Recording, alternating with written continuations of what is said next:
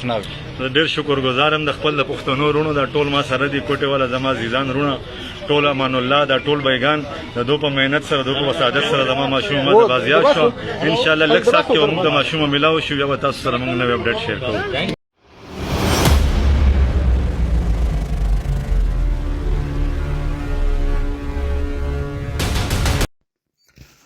سلامونه.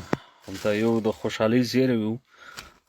د 11 کلن نجلۍ چې د کچې غلو اغوا کړي وو هغه د سند پولیس لخوا بازیابه شوله.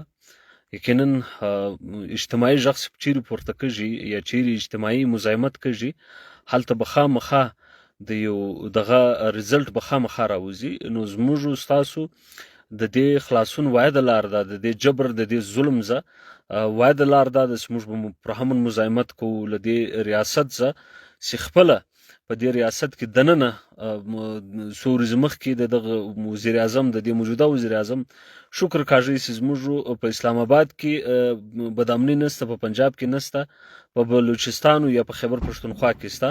نو په دې هکله باندې یقینا دا یو ډیره خوشایند خبره ده. موږ به پر همون مزاحمت کوو او د پر همون مزاحمت له لارې زموږ وطن هم ګټلی سو، سیالي هم ګټلی سو، عزت هم ګټلی سو. نو زه یو وار بیا هغه ټول وروڼو ته مبارکي وایم او دا درکوو چې دوی په ډېر سخت حالات کې دوی له دې کښنۍ سره ودرېدو.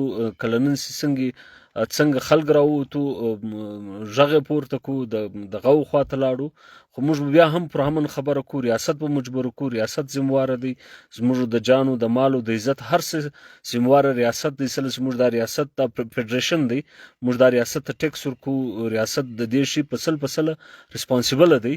نو دا یقینا د ټولو د پښتنو د اتفاق د ښکاره کوو، همت یې وکړو او په دې اتفاق او په همت باندې نن دا کښنۍ بازیابه شوله او انشاءالله مخته به هم که داسې یو ظلم کېدی، جبر کېدی، داسې له کښنیانو سره یا په پښتون وطن کې یو بل داسې استحصال یا جرم کېدی یا دغه کېدی، په دې کې به اجتماعي غږ پورته کوو او د دې به لازمن خامخا به یو ریزلټ وي. مننه.